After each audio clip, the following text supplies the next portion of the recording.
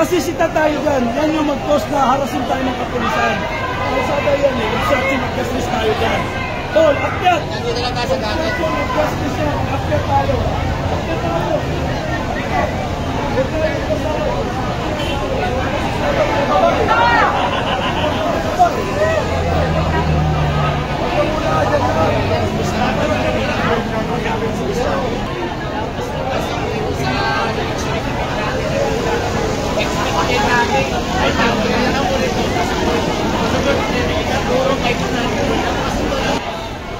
Diba?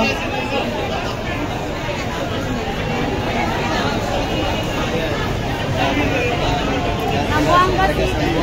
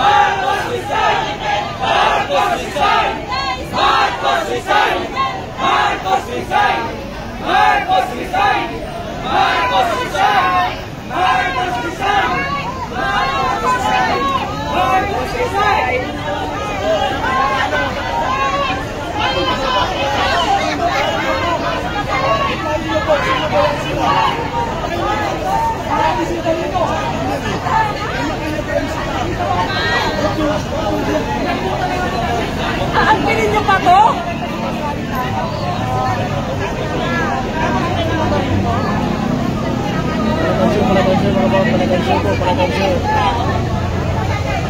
Ang kriminal nasa Congress! Wala rito! Ba't may baril kayo?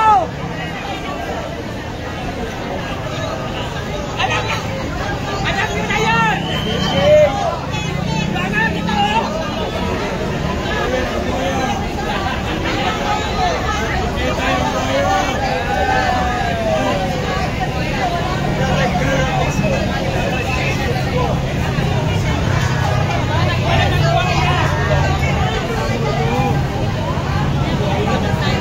Walang utang na loob na mga pulis!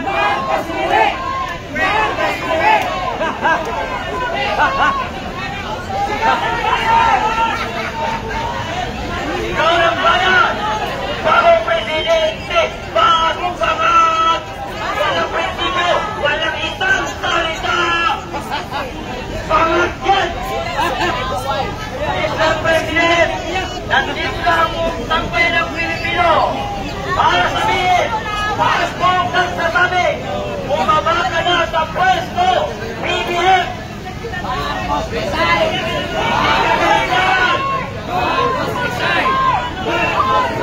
Hindi para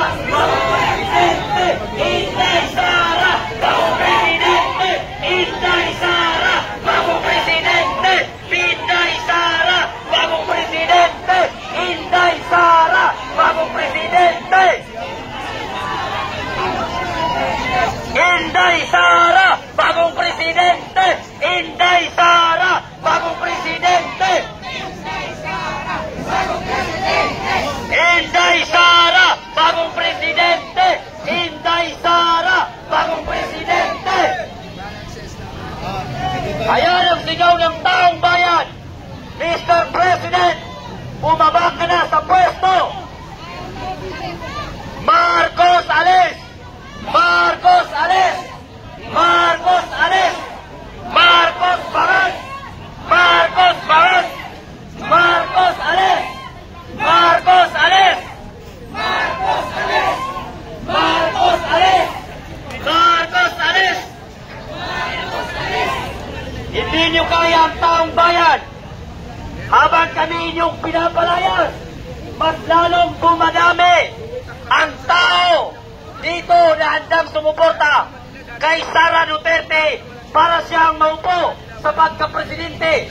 At ang presidente ngayon na si BBM ay pababain sa pwesto, pati ang kanyang pinsan na si Martin Romualdez Tambaloslos. At nang sa ngayon, mawala na rin ang kapangyarihan ang asawa ng presidente na si Liza na parang zombie kung maglakad.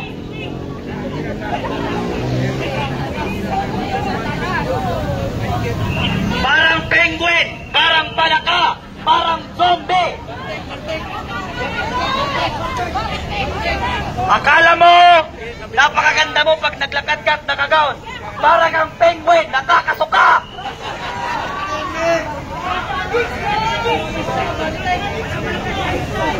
Bagong presidente, bagong balyo. Walang prinsipyo, walang isang salita. Si BBM, bangag na presidente ng Pilipinas.